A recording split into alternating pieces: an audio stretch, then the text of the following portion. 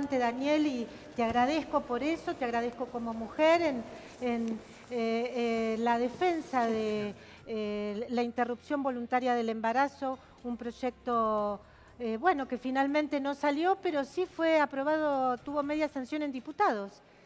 Sí, Así así que es. gracias, como mujer te lo digo. Bueno, muchas gracias Silvia, buenas noches.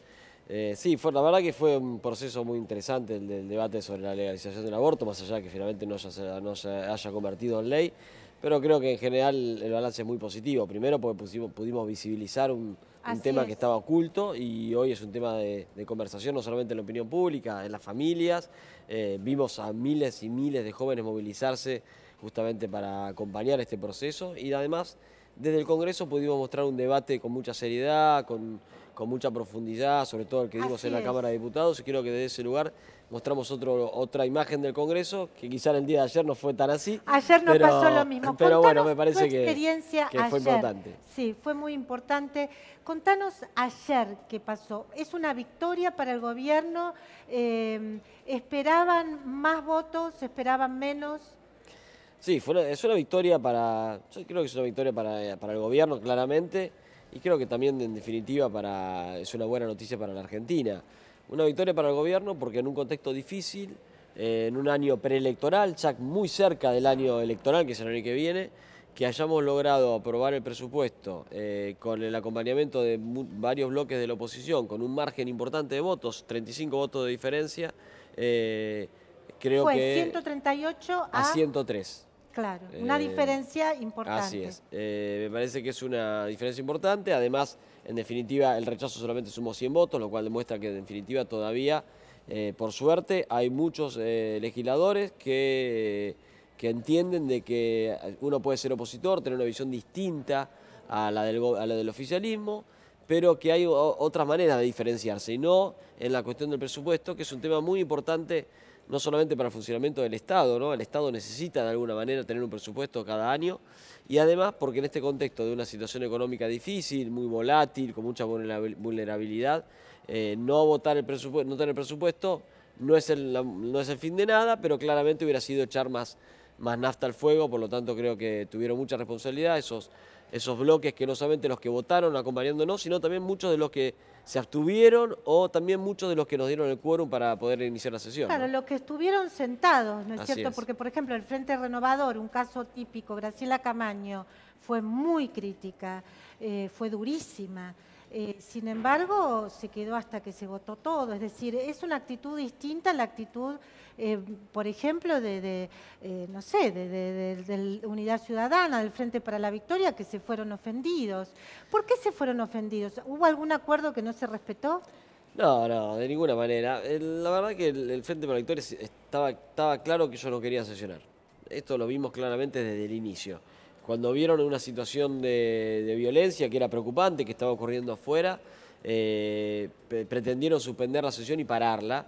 En realidad no era el camino correcto. El camino correcto era hacer un cuarto intermedio, como hizo el presidente de la Cámara, Emilio Monzó, seguir con atención a lo que estaba pasando. Convocó al responsable de la seguridad del gobierno de la Ciudad de Buenos Aires, al secretario Marcelo de Alessandro, los recibió con todos los presidentes de los bloques, el secretario les explicó cómo estaba el operativo de seguridad y volvimos a retomar la sesión. El kirchnerismo no quería sesionar y por eso generó situaciones de violencia dentro del recinto para Ahora, tratar Daniel, de... ustedes hablan con los kirchneristas, o sea, ¿cuál es el sentido de tener esa actitud tan directamente obstructiva con la democracia? Es una actitud cuasi golpista. Mira, nosotros tenemos buen diálogo. Yo me voy a corregir cuando dije el kirchnerismo. La verdad que no voy a sumar a todo, no voy a generalizar a todos los integrantes del bloque del Frente para la Victoria. Creo que el grupo provocador son muy pocos. Después hay otros que por supuesto tienen una posición política que uno no la comparte, pero que de alguna manera son mucho más respetuosos. Pero realmente había algunos que realmente fueron a provocar y generaron esta situación, por ejemplo, provocándolo al presidente de nuestro bloque, a Nicolás Massot, el diputado Moró, y creo que fue una situación muy fea, muy mala. Massot no debió responder tampoco, porque creo que en este momento el recinto es un lugar muy importante para la Argentina. Es un lugar donde se votan las leyes. Las leyes son las reglas que debemos cumplir toda la ciudadanía, por lo tanto tiene que ser un lugar donde los debates sean como las palabras, porque para eso somos parlamentarios, parlamos. Y en ese marco me parece que las situaciones que se dieron hay que evitarlas, pero bueno, por supuesto que Nicolás tiene Nicolás Mazot tiene sangre en las venas, se metieron con su familia y no pudo resistir Y es la jovencito, situación. Pero además. yo después le decía, bueno, en esos casos hay que contar hasta 10 y no hay que entrar en lo que quieren los provocadores, que era generar causales para tratar de suspender la sesión. Claro, iban a encontrar otra cosa. No es por defenderlo a Nicolás Mazot, que la verdad que es un tipo que me cae muy, muy bien, pero bueno, ellos realmente querían provocar claro. una situación de causa. Ahora, No, está bien que igual está bien que lo defendamos, yo lo entiendo y lo comprendo. Digo, lo que hay que hacer es que la próxima vez no lo hagan. por ejemplo, qué dice un tipo como Moro o un tipo como, no sé, Pietragala o yo creo, como vos decís, no todos los kirchneristas son iguales, pero con ellos se puede hablar, o sea, ¿por qué llevan la situación hasta ese punto? ¿Qué ganan ellos? Porque ellos creen que así se hace política con la agresión. Lo hicieron cuando fueron gobierno. Recordémosle a la gente que, digamos, teníamos una expresidenta que por cadena nacional escrachaba gente, ¿no? Escrachaba a un abuelo que hacía un amparo porque cuestionaba el cepo cambiario, cosas realmente que hoy parecen lejanas en nuestra situación tan distinta a la de hoy. Pero esa es una línea política bajada desde arriba que algunos lamentablemente no entendieron que fueron las causales por las cuales perdieron la elección en el 2015 y que debían cambiarla, y algunos todavía se quedaron con esa vieja manera de hacer política, que es a través de la agresión, de la violencia, y que es incorrecta absolutamente. Hoy incluso Miguel Ángel Pichetto dijo en este reportaje al que yo aludía que les gusta ir por las márgenes, o sea, como digamos, a estos sectores les gusta jugar al filo de la legitimidad, al filo de la legalidad. Bueno, es fuerte eso, sí, ¿no? bueno, el gobierno anterior jugó muy al filo de la legitimidad y te diría que de la ilegalidad, y en muchos casos incurrió en ilegalidades. Claramente lo que pasó con la corrupción. Bueno, en eso claramente es evidente. fue un gobierno que armó un sistema de corrupción a través de la obra pública. No es un funcionario aislado. Realmente era todo un sistema de corrupción, está quedando muy expuesto con la causa de los cuadernos, ¿no? Bueno, estás acá, Daniel, te quiero aprovechar con el tema que ha sido tu tema en las últimas semanas, que es la ley de alquileres. Es un tema, vos mismo lo explicaste, hace 30 años que no se puede legislar sobre este asunto. Ahora parece que se había llegado a un texto, bueno, que fue avalado incluso por el resto de los partidos políticos. Ahora, salió muy fuerte el sector privado, las inmobiliarias y los propietarios a criticarlo, a decir que esto va a ser peor, que va a ser peor para los inquilinos. ¿Están arrepentidos? ¿Vos estás arrepentido? ¿Está arrepentido el presidente Macri por haber avalado tu proyecto? Porque de algún modo es un consenso que construiste vos. No, no está arrepentido para nada, por supuesto, porque en la Argentina hay más de 7 millones de argentinos que alquilan. Yo, por ejemplo. Bueno, vos y 7 millones más, digamos. Imagínate cuán necesaria es una ley para regular muchos abusos que ocurren hoy, donde, por ejemplo, cuando un inquilino va a firmar un contrato, le ponen actualizaciones semestrales que no son acorde a la inflación y por lo tanto terminan pagando, aumentando los alquileres mucho más que lo que aumenta la inflación. A mí me encantó cuando escuché de qué se trataba el proyecto y dije, pero esto es bárbaro. Después la verdad que me empecé a asustar, Daniel. No, bueno, a ver, nosotros, para que un poco contar a la gente, hace 2 años que venimos trabajando por un proyecto de ley de alquileres, 2 años en el Congreso, es mucho tiempo. Y costó mucho llegar a los consensos. Y en ese proceso escuchamos a todos, escuchamos a las cámaras inmobiliarias, escuchamos a las organizaciones que nuclean a los inquilinos, recogimos de cada uno de ellos ciertas posturas y condiciones. Sabíamos que la ley no iba a conformar a todos y que de alguna manera en algunas cuestiones lo que buscamos era que sea una ley lo más equilibrada posible, que de alguna manera proteja o resuelva estos abusos que hablamos, sobre todo que son víctimas los inquilinos, pero también que sea equilibrada para no desalentar la oferta. Entonces, así es.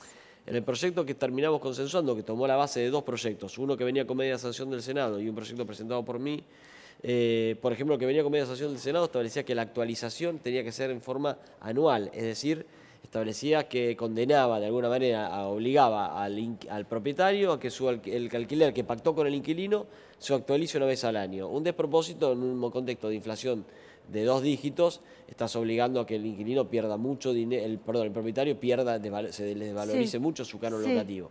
Eso nosotros lo corregimos, pusimos un canon de 6 meses, entendiendo que justamente nos parecía que esto era ir a ese equilibrio que buscamos. Ahora, en otras cuestiones, pensamos que había que resolver cuestiones que sufría el inquilino. Uno es el tema de las garantías. Es un gran problema hoy las garantías. Muchísima gente quiere alquilar. Ahora, pero perdóname, Daniel, sí, entiendo perfectamente, pero vos decís, lo consensuamos. Sin embargo, después, o sea, ahora siguen protestando. Bueno, nosotros dijimos, consensuamos y sabíamos que seguramente iba a haber sectores que no iban a estar totalmente conformes con el texto. Después, por supuesto, nosotros escuchamos las objeciones, hemos recibido nuevamente a las organizaciones, también con el secretario de Vivienda. La semana pasada recibimos a las cámaras inmobiliarias. Sí. Hoy recibimos, después de haberme acostado muy tarde, 8:30 de la mañana, me levanté temprano y recibimos a las organizaciones de los inquilinos. Ajá. También con el secretario de Vivienda, con Iván Kerr. Escuchamos acá de cada uno de alguna manera sus posiciones sobre el dictamen que sacamos en la Comisión de Legislación General la semana pasada. Les explicamos a todos que el dictamen fue apoyado por todos los bloques, con algunas disidencias parciales. Esas disidencias parciales son las que de alguna manera nos están impulsando hoy a que negociemos con cada uno de los bloques algunas correcciones al texto antes de ir al recinto. Y en esa negociación seguramente vamos a poder incluir algunas de las cuestiones que nos están planteando tanto los inquilinos como los inmobiliarios para tratar de llegar a la mejor ley posible. Seguramente va a haber gente que se va a seguir quejando, es lógico, por algo en 30 años no hubo ley.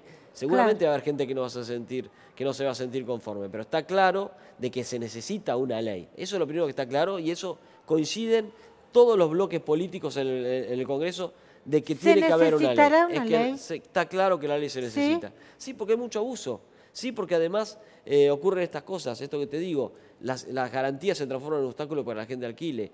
Las actualizaciones se les fijan a los inquilinos actualizaciones por arriba de la inflación. A los inquilinos se les cobran cosas que no les corresponden, como por ejemplo se les cobran las empresas extraordinarias que le corresponde que las pague el propietario. Se les cobra muchas veces el ABL que le corresponde que las pague el propietario. Entonces estas cosas van a quedar claramente establecidas en la ley, no va a haber más dudas con respecto a este tipo de cuestiones. Entonces la ley es necesaria. Bueno, yo te quiero decir, Daniel, que nosotros en el mundo del periodismo decimos la mejor ley de prensa es la que no existe. Espero que este no sea el caso de la ley de alquileres. ¿Y cuándo llega al recinto? Vamos a trabajar ya tenemos el dictamen para tratar de llevarla a la primera sesión que hagamos después de la de presupuesto de ayer. Así que yo creo que si estamos bien, el 7 de noviembre deberíamos llevar al recinto. Bueno, muchas gracias Daniel Lipovetsky por tu visita aquí a Mercado Sin Pulgas. Y bueno, ya estamos aquí con Guido Braslaski, muy cortito porque vamos a seguir después hablando con el diputado Fernando Iglesias también de esto que hablamos con Lipovetsky de la sesión de ayer. No es la primera sesión de aprobación de presupuesto que vos viviste en la Cámara de Diputados. ¿Cómo la podés comparar, Guido, con las anteriores? Mira, claramente ha sido un presupuesto de ajuste. En las sesiones anteriores el presupuesto era como un festival, donde todos trataban y había como una adrenalina de los diputados, de las provincias también, por lograr meter en las planillas anexas su obra pública, esa que querían para su provincia, para su municipio. Acá no había nada, acá había solamente recorte, una sequía, esto era el desierto, Silvia. Por eso fue el presupuesto